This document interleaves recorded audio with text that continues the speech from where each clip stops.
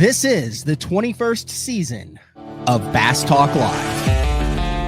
BTL is presented by Bass Cat Boats, Strike King Lures, AFTCO, Pro Guide Batteries, Spro, Gamakatsu, The Bass Tank, Denali Rods, Beatdown Outdoors, and Sunline. BTL coming at you.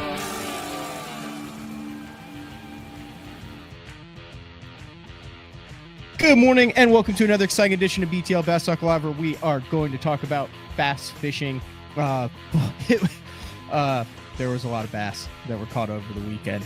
Also a lot to talk about. So I have reached out to Kyle Welcher, who's practicing for the upcoming NPFL event. So the guy weighs in 118 pounds, 12 ounces, wins by 45 pounds, 7 ounces, and then heads right to the NPFL this week. Also, John Pearl with a 3-day one bass weight record in the Clear Lake Open out in California.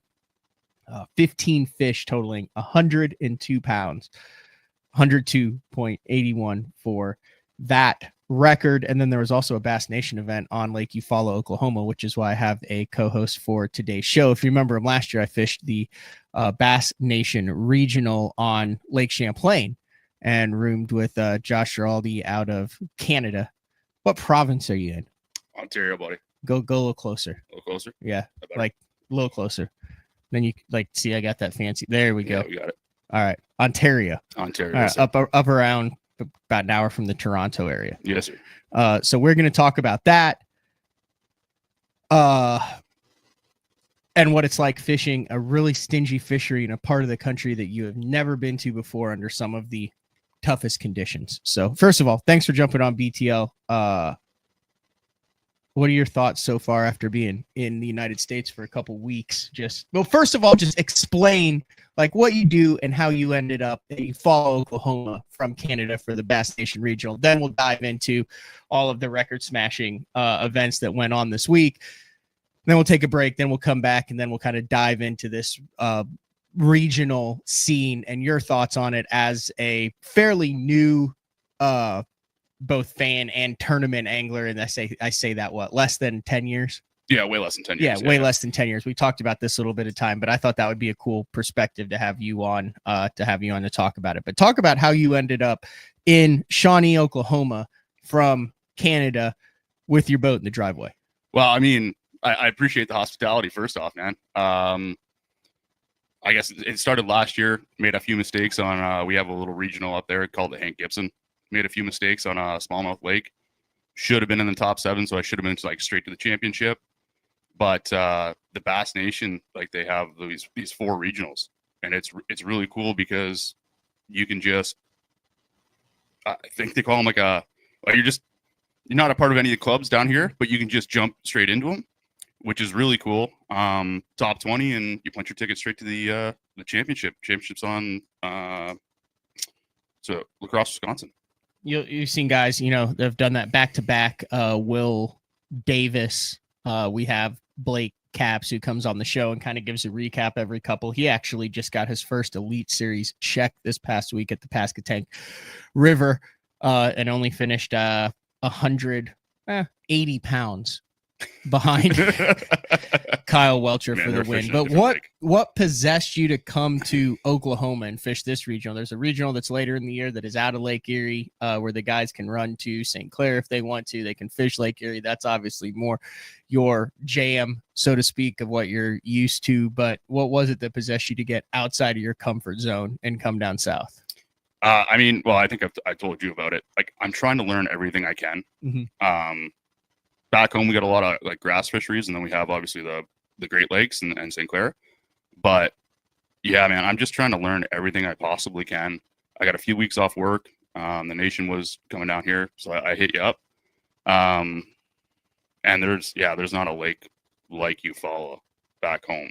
So it's I don't think there's a lake anywhere that's like Eufaula in Oklahoma. And the sad thing is, between the NPFL, the Invitational, the BPT, and 2 opens in the Bass Nation, we still haven't hit it right. I mean, I think it's about to go off. Yeah. Yeah, I think, well, I mean, the storms and the weather that you guys got down here, it just didn't make it conducive, I would say, to really smash them. But it's different, man. The lake went up, 3 feet, came down half a foot. It made it tough. But I mean, it was a hell of a learning experience to get into a tournament with 200 guys, potentially 3-day tournament. It was just really, really good to learn. There's a few other lakes that I hit up around here, just trying to learn, just trying to figure out how these fisheries set up differently than the ones back home, or how much similar they are. I couldn't find a blade of grass in Eufaula. Very little, if any. Yeah. So it made it difficult trying to fish for largemouth on a fishery that doesn't have grass. Is something very new to me. So yeah, I just wanted to come down here. I wanted to learn, try to punch my ticket to the championship. Obviously that didn't happen. So I guess I'm heading to Erie next. Oh, so you are going to fish that second? Yeah. Oh, yes, nice. That tournament, Paul Browning out of Texas won that. Paul has been around for quite a while, fishes a lot of the Bassmaster Opens, if you remember, was on a run and came really close, I think, in 21 to making the Elite Series, but he made it. A couple local guys, they take the top 20, I think, is what they took to the national championship. Dale Hightower finished fourth in that. You had guys from a variety of different areas. Chad Warren, he's been around a long time. Bobby D, my buddy Robert DeGraffenreid, like he's the guy I was telling you still flips with mono. Yeah, okay, like old school dude, like one bait, lead, like he flips only one thing. He has one style. Now he's trying to diversify a little bit, right? Like he's trying to learn, but like that dude is like the best at catching fish that are less than 8 feet away from the boat and does not give him a chance. I mean, the thing, he fishes line that's like old school, like stren, like he fishes blue stren in 25-pound test. It just jacks him. That's amazing. So I would imagine that's kind of how that went down. A lot more Bassmaster Open guys fish this event, or with the Open taking place the previous week in Arkansas. I think a lot of the guys saw the opportunity.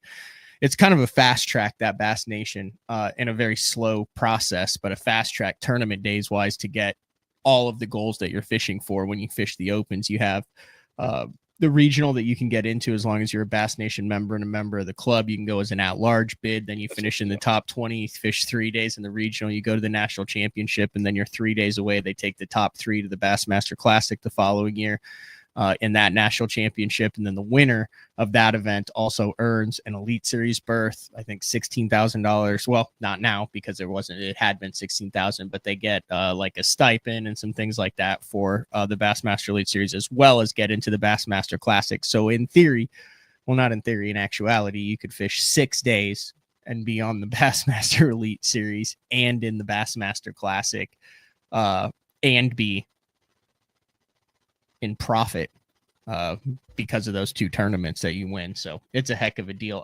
James Niggemeyer, he finished 14th in this. Brandon Mosley, Jeff Luger, number of different guys, but it was a brutally tough tournament, similar to the Bassmaster Elite Series. And we will have Kyle Welcher on the show. If not this week, I'm trying to work on getting him on an evening or on his off day of the NPFL, but it's that time of the year as we are in early April where everything is in full swing. You've got an invitational that's kicking off. You've got an Open this week on the Tom Bigby waterway. You just concluded that last Elite Series. A lot of the guys are still traveling. A lot of stuff going on. And then, obviously out west with the one bass stuff, but we will work on getting Kyle Welcher on. Absolute, like what you saw is a once in a lifetime, a generational ass kicking from Eufaula. No, from the Elite Series. Oh, you're talking tank. Yeah, Kyle Welcher. Yeah. I know this is a family friendly show, but the only sentence that I can use to describe it is a generational ass kicking. Yeah. For what happened on the Pasca tank and that fishery, for the way it lines up to have a 45-pound, 7-ounce victory over 4 days over the top guys in the world. so many of the stars have to align that when you talk about an untouchable record, like we talk about Elias's 132.8, we talk about Rojas's 45.2. You can go over and talk about the Brian Thrift limit streak on the old FLW, which I think will be different now because there are no limits at that top level with the every fish counts. When you talk about consecutive classics made, the classic record with Rick Clunn, consecutive classics made with KVD, number of tournaments fit. Like you can, there's like some certain records, right? And we saw it this year. You're a hockey guy. You grew up a hockey guy in Canada, with Ovechkin recently breaking Wayne Gretzky's goal record that they thought was untouchable. But I remember back they posted, Ovi would have to average 30 goals a year for the next however many years to break that record, and he ended up doing it. This record that Kyle Welcher just set on the Pasca Tank, a 45-pound, 7-ounce victory over Brandon Lester, who gets a second place finish with 73 pounds, 5 ounces, I think will stand for all of tournament fishing. I mean, records are meant to be broken, though. They are, but hear me out on this. One, in a spawn event, the last time we saw some crazy stuff go down was not the last time, but a event is you have to literally be at a venue you have to be at a venue that has the possibility, the potential to have a population of fish that are that big to get, like you go to, I want to say a Sabine River or something like that. Now I know there's big fish on the Sabine and on the Louisiana side, but if you top out at a 3.5, 4 pounder, like your max is going to be 80 pounds, right? So you have to have a fishery that has a population of giant fish. So that immediately eliminates 95% of the fisheries in the country. Yeah, there's 11 or so lakes that have pumped those kind of numbers out anyways. And Pete Robbins and the guys at B.A.S.S and the way that they tried to put this in historical perspective on live actually did a really good job of pulling up those numbers. We were actually watching that final day replay this morning before we went live. But yeah, 11 fisheries where you break the century mark. So you've automatically eliminated 95% of the fisheries that the Elite Series or the professional fishing travels to, right? So there's 95% out. So now you're down to 5%. So they were on the 5%. Then of that 5%, in order to have the potential to consistently have that many big bags on a week when the fish move up in the spring is only going to be 10% of those tournaments, right? So now you have to have it on a 5% fishery during the 10% of the year that could happen. Then you have to have the conditions where those fish aren't flooding the banks currently, because if they are, more than one angler finds them. That's kind of what happened with Rojas, right? I remember when he had the 45.2, he's talked about how those fish weren't there. And then all of a sudden he could literally see them waddling, I believe is the term he used, funneling into his area as the tournament progressed, which is what allowed him not to split fish with other anglers because those fish weren't there. And he was able to go around and catch all those fish because they just came up. So you have the 5%, then you have the 10% of just the time of the year. And then of that, you have a 2% chance that you have a cold front that comes through, that you find an area. Welcher was talking about how he found one fish in that area that was on a bed, was looking at it on forward facing. I don't think he was visually seeing them. No, that's right. I think he said he's seen that. He did see that six with his eyes. Yeah. So then you have to have the percent chance that happens, right? And that no one else finds that bite because that bite isn't happening. And then it manifests during the tournament, and that angler has the wherewithal to understand what was happening on the water and to stay with it and to have that area to himself where no one was around on those fish that could keep pace with him. The odds of that happening are astronomical. Yeah, I mean, that's a good point. Like here's why it's so crazy. So that happens on let's say that happens on Toledo Bend. Guys know after the first day, right? Someone comes in with a 35-pound bag this time of the year. You can tell based on how the fish look, based on their coloring, their tails, their markings, whatever. My God, they're on the bank. They started spawning. And then the guys flood the bank. Guys know how to get up there and where it was. This was on a fishery that no one knew.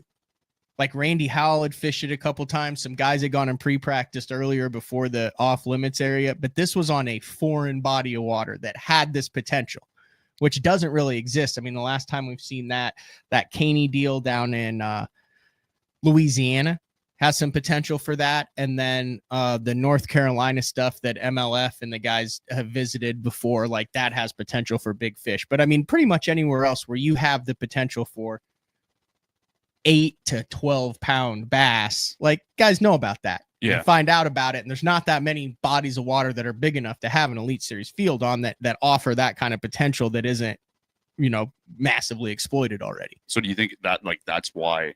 Yeah, that's why it worked for yet. him, because no one had been there. So like, it wasn't like, oh, this is where I've caught him spawning before. And then all of a sudden, Welcher has a 15-pound lead after the first day, or a 10-pound lead, but then it stays a 10-pound lead because he got one day ahead of everybody because there were 4 or 5 other guys that were in the mix, in that top 20, but then they went, and then Welcher's 30 gets matched with 28s and 30s, and someone has a freak show day, and you get that 10, 15-pound separation to where he still wins the tournament comfortably.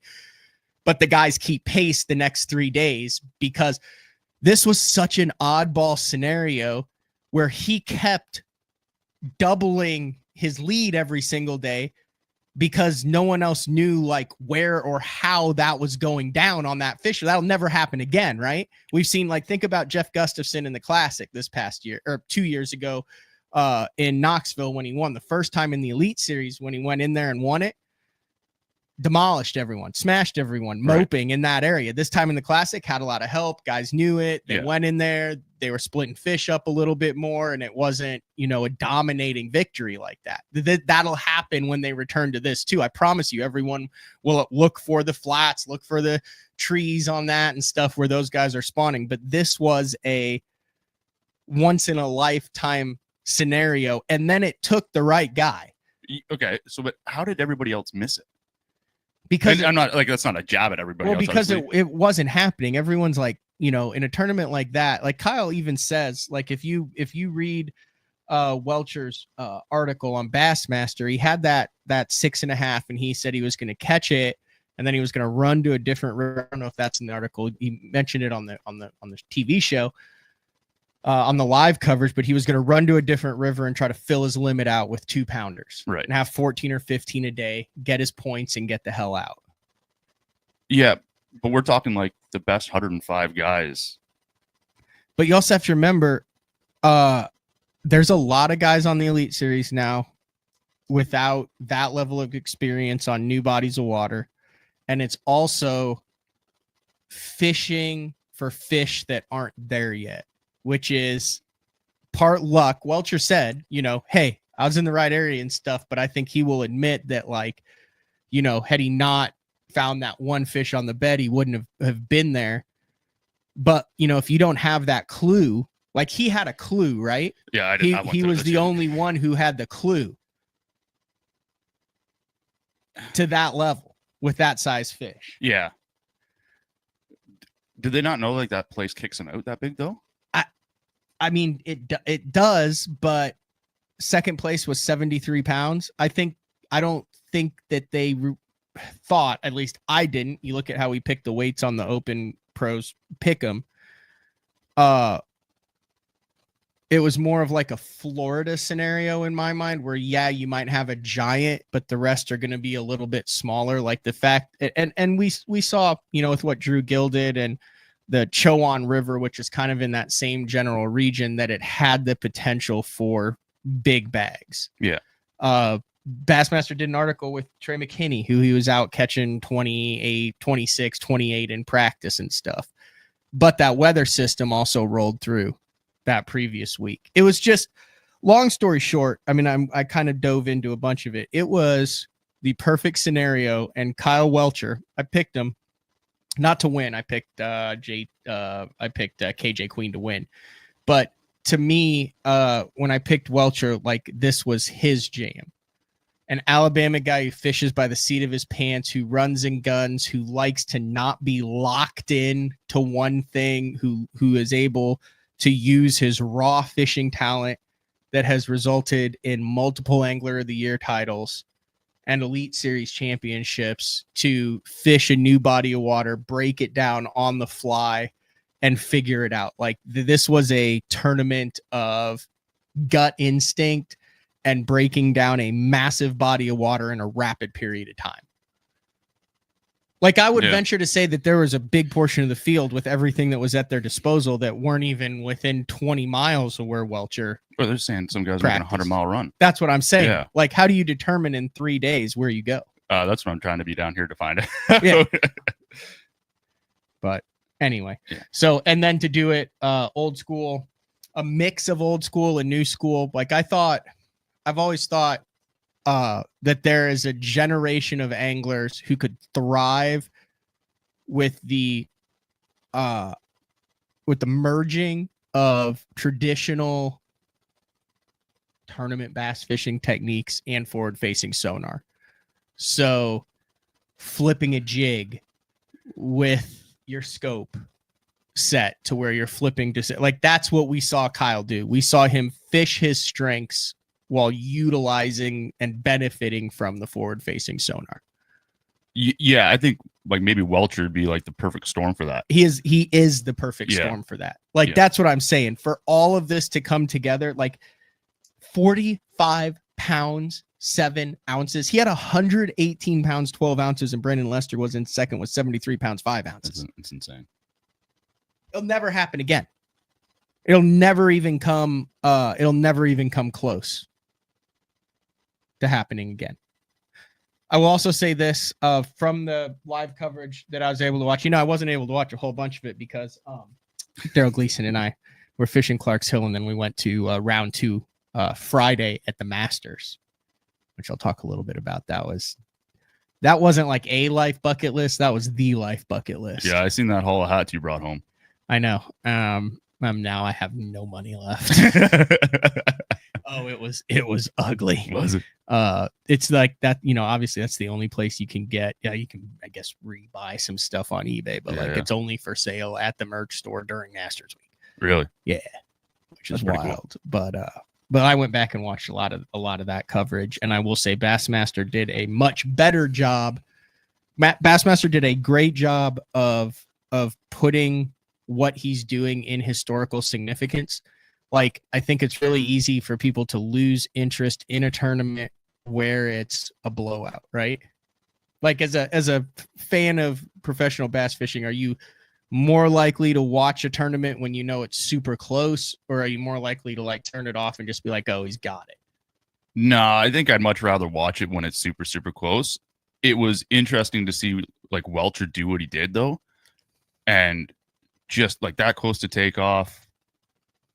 I mean, the guy put on a clinic, for lack of better terms. But no, I think I'd much rather see. I'd much rather see it be close, be tight, kind of like what we were watching last night. Yeah, like that. That was entertaining, but no, it was cool to see him do what he did. But it would have been nice to have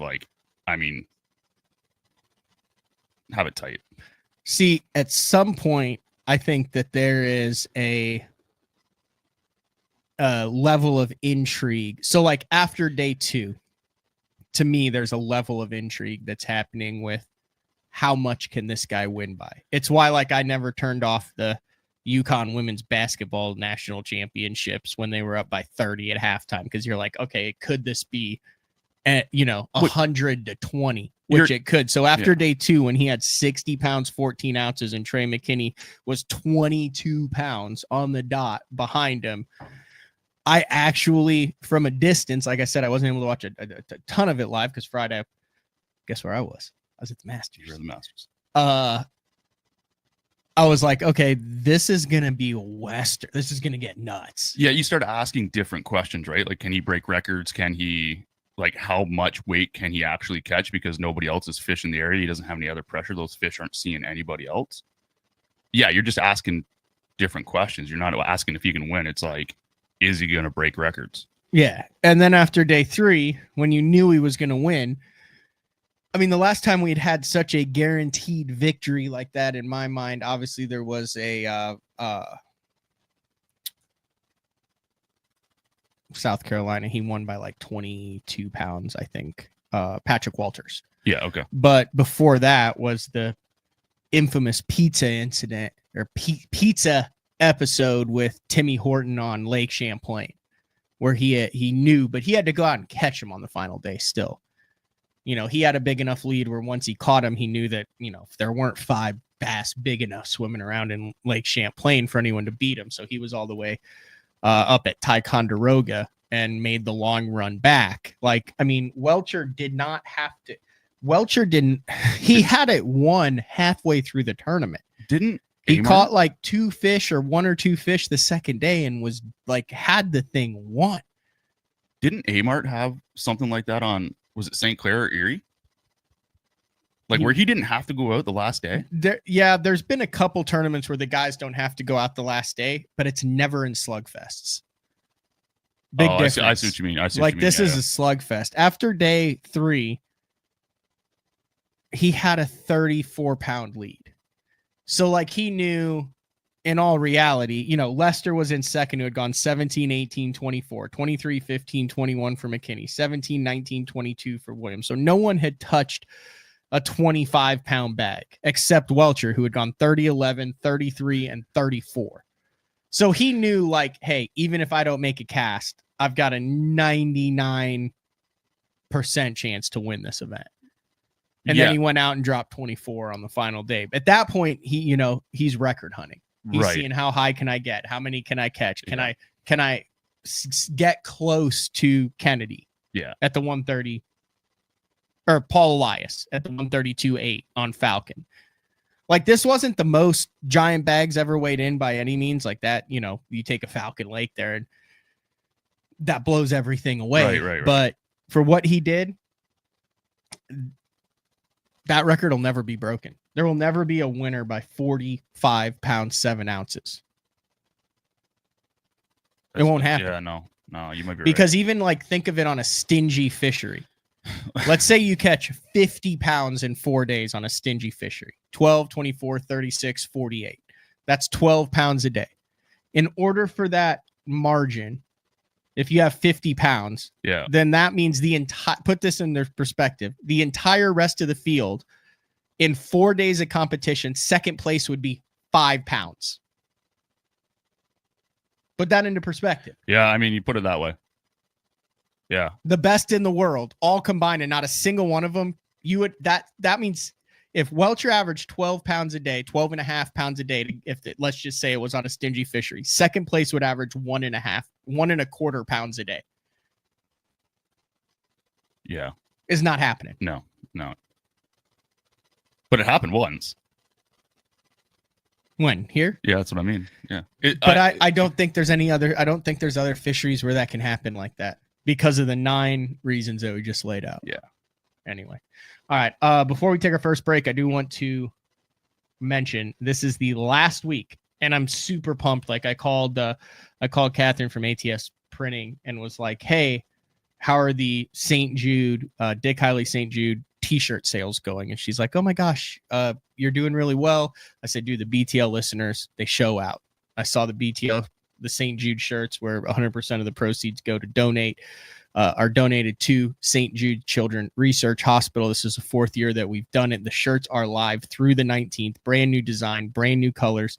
BassTalkLive.com. Click on the shop BTL tab to order your St. Jude Bass Fishing Saves Lives t-shirt by April 19th, 2025. So you're getting down to the wire. What happens, what they do there is once it's ordered, then the shop closes on the 19th and they print all the shirts out and send them out. So order those shirts. Like I said, some new colors, a brand new design for this year, and it all goes towards 100% of the proceeds go to the St. Jude Children's Research Hospital through the Dick Hiley St. Jude Bass Classic, which has raised over $7 million in like the 25 years that it's been in existence. So that's awesome.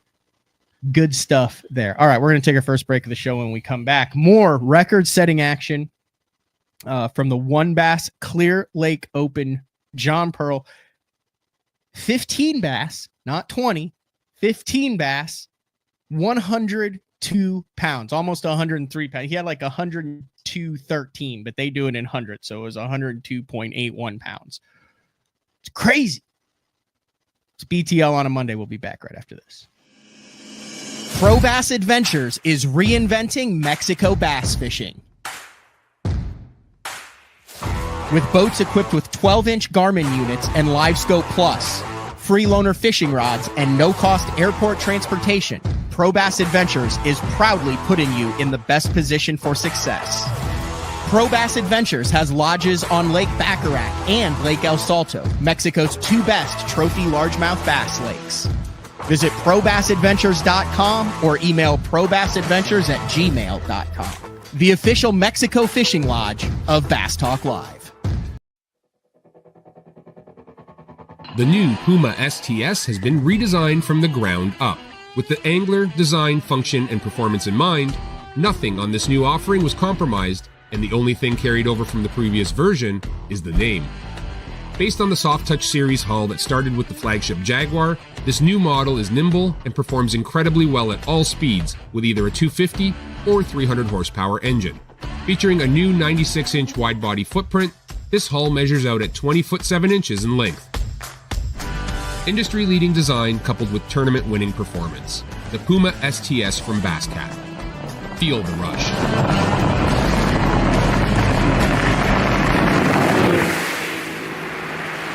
This is Gamakatsu's new Nano Alpha line of hooks. If it looks familiar, that's because they are. It's the same shapes and sizes in the round bend and the EWG and in the new Horizon head that you know and love from Gamakatsu, but there are a couple new features with this Nano Alpha, which is this little green label that you see on the packaging. First off, 2 times faster hook penetration. That's because of the Nano Alpha smooth coating on it, and also it is 4 times more corrosion resistant.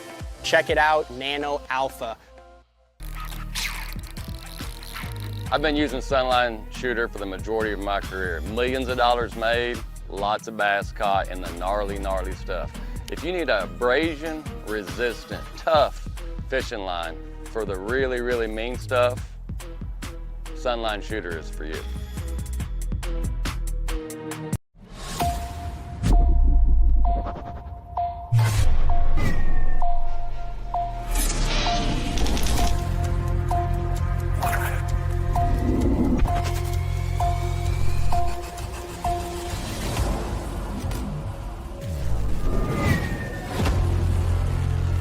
Everything you need, one legendary brand.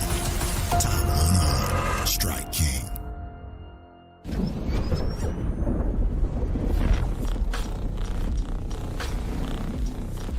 Gear that just plain works. Cast after cast after cast.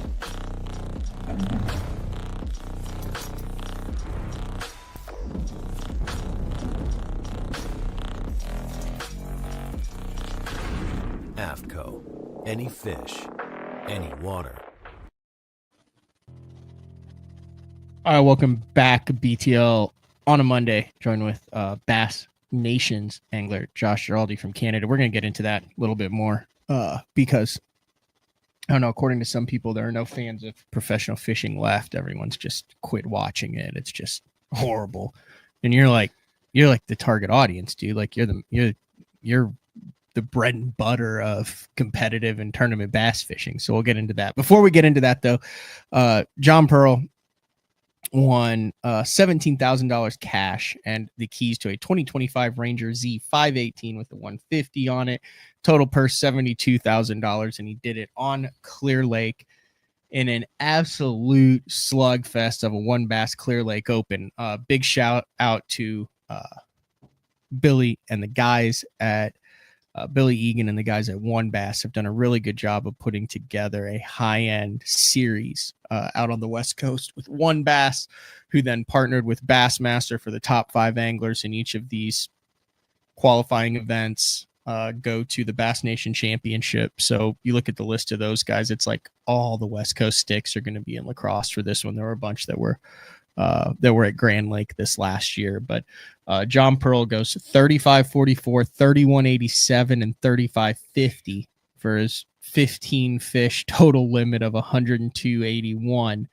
But Nathan Phillips kept it close. He only won by a little bit over a pound. He went 35-37, 29-75, and 36-21. 36. Yeah, 36-21. He had 101.33 pounds, and then it drops down to Mason McCabe.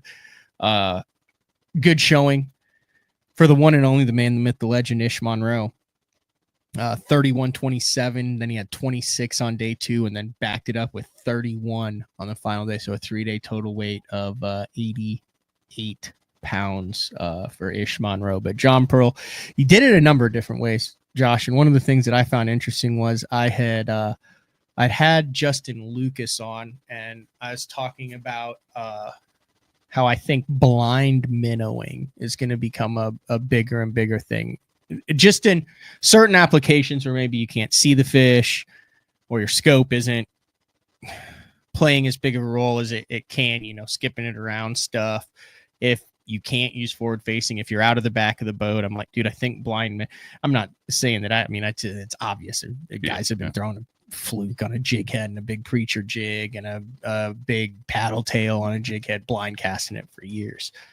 But you just don't hear a lot about it in the tournament world right now. And he caught a lot of his fish on a big minnow, open water, but then he also caught some on a 13-inch glide.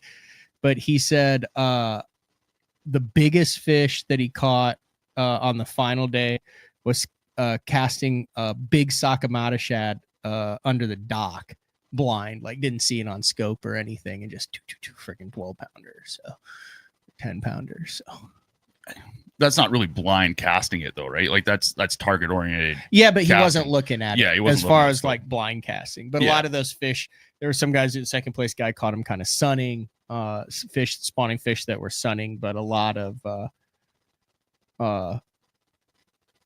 those fish were big minnow fish, offshore pre-spawn fish that were caught on the jig head minnow there. But I reached out to John. I know he's got a full plate, a very busy man, so hopefully get him on BTL soon as well. Do you ever have a desire to go out west and sample the Clear Lake, the Delta, Shasta, or like Orville, any of those California fisheries? Or is that not even like on the radar for the guys up in Canada? I mean, it's on the radar for sure. Just as like for me right now, like I gotta stick to the East Coast, man. Like this, it's getting a little expensive. Driving all over the nation trying to catch one of these green fish, if you know what I mean. It is. What you just like save up all year for this trip? Pretty much, yeah. I sold my soul firefighter by trade. Yeah, firefighter by trade, and I teach some of the fire program at the college in Toronto too. Oh, nice. I didn't know you did that. Yes, sir. Is that a pain in the butt, or is that pretty mellow? Like, do you enjoy the teaching aspect of it? I mean, I like the teaching aspect of it, but it's like a 10-80-10. Like 10% of the students are really, really good. Right, 10% of them are just there, and the other 10% are there 80%? Or sorry, yeah. Oh, 80% are just there. Sorry, 10% are like solid rock stars. Yeah, 80% are like, or sorry, 70%, whatever, somewhere in around there. They're there because they just kind of want to be there, but they're not really invested. And then 10%, disasters. Yeah, it's pretty bad. I feel like that's like the fish. That's a great breakdown of what I would say like high level competitive fishing is. You have your 10% that are going to account for a lot of the checks. I think was it Roland, one of those guys said that 90% of the checks are won by 10% of the guys. Yeah, I can see it. But you've got your 10%, and then you've got your 80% that are, you have to have that 80% though. That's the bulk. Like right now I'm in that 80% in the opens. Actually, I might be in the bottom 10%, but right now, you know what I mean? Like they have that potential. It's no surprise to see them up there. They take it seriously. You have to have that influx, that investment of those anglers for it to work. And then there's 10% that are the 10%. Yeah. And sometimes that bottom 10% may be in the top 10% of the check cashers, but I still put them in the bottom 10%. Yeah. I know what you're saying. Yeah, I know what if you you're saying. see catch that drift. Yeah, I'm picking which way down. Let's go there. Yeah. What are your thoughts on what's going on as someone who is invested in the sport, interested in it? Like I said, you're spending a lot of money in bass fishing on it. People have opined that the fishing industry is in a bad spot, or that tournament fishing is. Do you feel that, or for you, is that passion burning as bright as ever, and you still enjoy watching live as much as ever, purchasing stuff, things like that? I mean, the purchasing stuff's getting harder and harder because, like, Jesus, it's getting more expensive. You coming down here, like, I can see how you can be like more invested in it, like financially, like. But for me, I'm ate up with it, man. Like, I get up in the morning, it's kind of what I think about. Like, the whole reason I go to work is to get time off to come do this kind of thing. Like, I schedule all my vacation around tournament days. So yeah, I would say I'm pretty invested into it, or as invested as I can be. Haven't remortgaged the house yet to keep this going, but who knows? Wait, you said you have or haven't? Have not. Okay, no, that's good. No, it's good, man. I try to stay out of the negativity aspect of it. I mean, but there's negativity in any sport, right? Like, that's what they write, like, news articles and things about, is like some of the negativity. Unfortunately, that's how. I don't know. I just try to stay out of it. I don't like it. I mean, these guys are out there trying to make a living catching a bass, and I mean, there's not too many people in the world can say that, so it's pretty cool. But I don't know. For me, man, I'm ate up. Do you feel like you've learned a lot, like become a better angler, even though the results that you follow weren't what you hoped? Just coming down here in the few days? Yeah. Well, I mean, I've hit a couple personal bass. I mean, I've never caught a spot before. I caught a spot the other day. That was pretty cool. Spotted bass. Yeah. You guys got some of those big cats out there. Yeah. Yeah. They're pretty cool. They're pretty aggressive. You hooked a big catfish? I got 2 of them. Oh, nice. Flathead? The kind that looked all mottled on top, that were kind of like brownish? No, it was like a kind of a dull gray. So it was a big blue cat. Okay. Yeah. Either blue or channel. Yeah. Caught a 1.5 pound crappie. That was kind of cool. Yep. Yeah. It ate a 5-inch Salkamata shad. So yeah. We're going to go try to catch some crappie after this. Yeah. I mean, the results that you follow, like, were obviously not what I was hoping for. Like, the goal to come down here was to top 20 it and to get into the championship. But I mean, you live and learn. That was one of the toughest fisheries that I think I've fished. I've had some bad tournaments, obviously, but I felt like I put myself in the right area of that lake. The water was like cleaning up the fastest, I thought. It was warming up the fastest, and I thought if it was going to go down, it was going to go down in that area. And I mean, we don't have lakes like that big rock with like the gravel, with a good population of largemouth in it. We don't have that. Oklahoma Lake. Yeah, I guess it'd be a true Oklahoma Lake. Yeah, we don't have that back home, so it was really good to learn about it. Like, I mean, I wish I would have got some more clues to help me out, but I guess that's fishing. That's one thing I find really, really hard about this fishing thing, is like feedback. Any other sport, you get feedback. You can go back and you can watch tapes. Like take golf and take hockey, take basketball, anything. You can watch tapes and say, this is what you did wrong. This is where your swing needs. This is why this guy walked 100%. You on defense. This is why he was wide open. Yeah, and then you can go back and you can work on that. Like, I mean, you skip a jig under a dock and you hit a pontoon 17 times. Like, you go back, you need to work on skipping a jig. Yeah. But like missing the bite completely. And if you're out there for the 3 days of practice or 4 days of practice and then the 2 days of the tournament, and you cannot buy a bite, and some guy, like, somebody's going home with that trophy at the end of the day or at the end of the tournament, and it's not you. It's like, that trophy ain't coming back to Canada with me. But there's just no feedback to learn off of. Do you know what I mean? Like, I don't think. That's a good point. Yeah, I'm lying, but I did miss 2 fish. I don't think they would have helped at all. I don't think they were over 12 inches, but yeah, there's just no feedback. I don't know Yeah. where I went wrong. So that's what I find really intriguing about this fishing thing is the feedback, like to learn about where I went wrong, to make those adjustments, to make it better. I can be out in Eufaula for another 2 weeks, but if I don't get those clues to learn where I went wrong. I call that productive practice. Like there's guys who are able to be productive with their practice when they go pre-practice or when they're practicing for an event. Like just because you're on the water from daylight to dark doesn't mean that you're helping yourself. Right. Like right. you can literally go power pole down in a cove and be like, hey, I was on the water for right 12 hours. I've been guilty of that too, where I'm like, boy, I just scoped this entire cove on a 100,000 acre lake and I days over. Like, what the hell did I learn? But the best anglers seem to be able to practice productively, meaning they can understand like what they're doing, where they're making their mistakes, where they're learning from. Yeah, and that's something that I really need to like work on or learn about. Like, and I'm hoping we're going out a couple times this week, but yeah, I don't know to stay or to go. You know what I mean? Like there's no like YouTube video out there to be like, this is how you practice for a derby. And it's like, even if there was, it's not conducive to how everybody else fishes, right? So like being productive in an area for you might be very different than me being productive in an area or somebody else.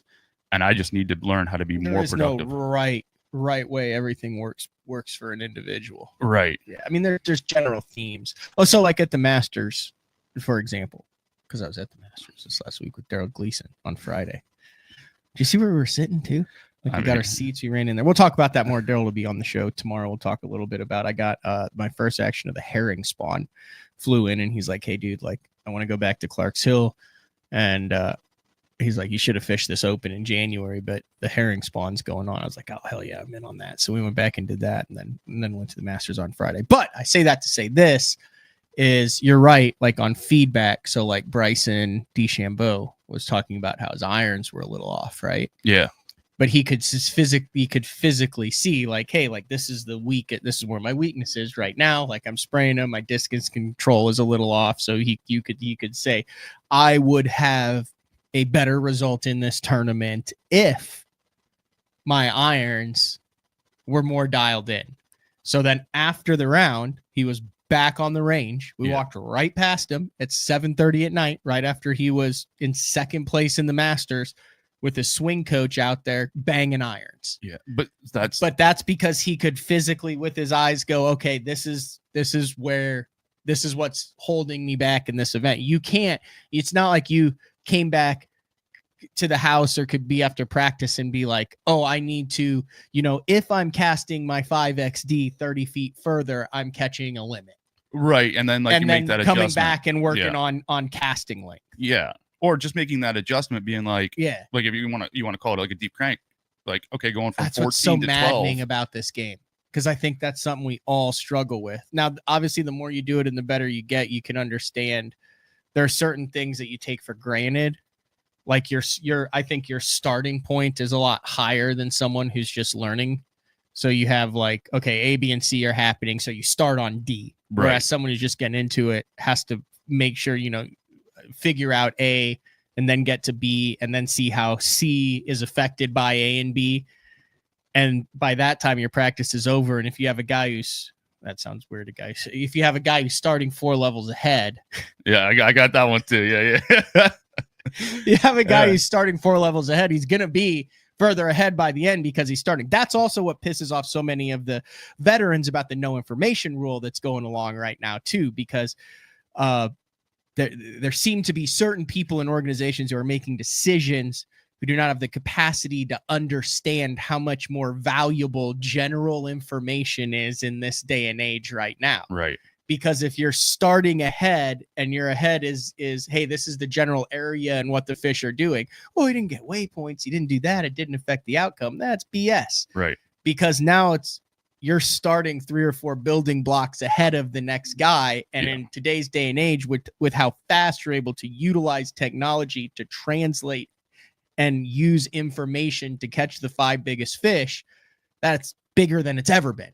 Yeah, 100%. Because you didn't spend the whole day running around the lake. You've already went to the most like populated area. Yeah, you've taken 3 steps out of it.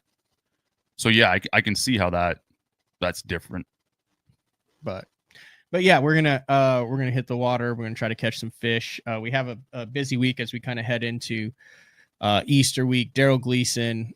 We have invitationals. We have MPFLs going on, Toyota Series, all sorts of stuff going on the docket. But I wanted to get you in studio. I appreciate you taking the time to do it. I know this was like a fishing morning that you could have been out. No, it's all good, man. I appreciate the hospitality again. These Southern hospitality, it's something else. You do like you're a big fan of Oklahoma, buddy. I'm telling you, if I could figure out a way, we went down to Texas. Josh came down with me, and we went to a country concert. When I came back from, I went to the Masters. I tell you, went to the Masters. No, actually, didn't. It was dude, it's freaking awesome. Yeah, Friday, like we actually, roared like what's it, Siwoo Kim, the Australian, like literally like hit a ball like 6 feet from Daryl Denai, and they like move everyone back from the ropes, and we're just like sitting there, and they didn't move us. And I'm like, there's like one screenshot where you can see it. It's just, but he, like, I could have reached out and just touched him, and like his caddy like set the bag on Daryl's toe. Really? I'm not kidding. Like we were in the freaking action at the mat. It was mind blowing. Once in a lifetime, eh? But anyway, I came back, and Court was who lives in Fort Worth was like, we're like, hey, you want to come down and see what Texas is all about? For those who've been there for the classic and stuff, no, like they don't mess around. Like it's cowboy hats, boots, starch jeans. Yes, sir. And yeah, y'all do it right down there. Yeah. Who did we see? Chris Young. Yeah, we went and saw Chris Young at Billy Bob's. Yeah, that place is wild, man. Wild. Yeah. So it was a good time, but we're gonna head out to the water, catch some crappie, hopefully catch some bass as well, do a little learning, and yes, then Daryl Gleason.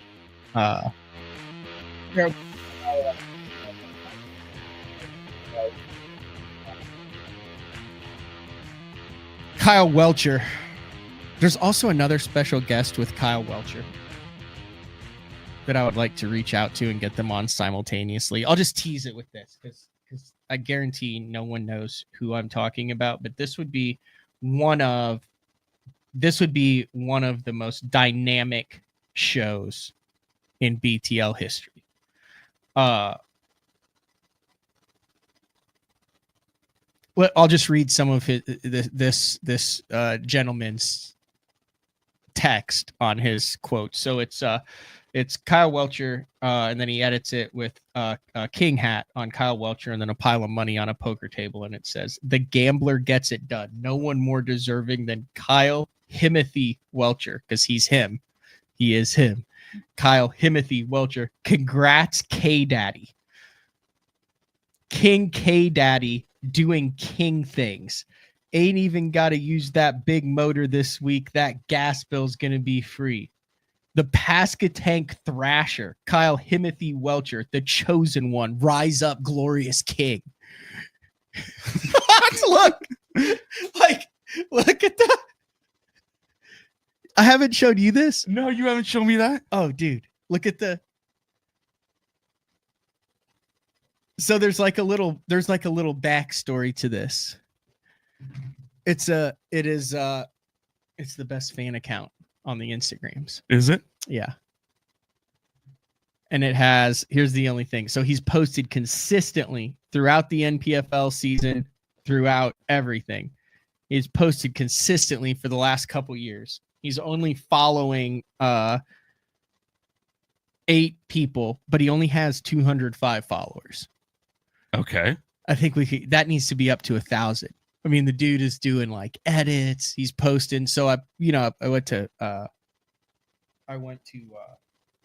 Japan with Welcher and Sunline and John Cruz. Yeah. Which John Cruz posted something hilarious. Yeah, I thought that's where this was going. No, I can't say anything. It's all good. It's just anyway.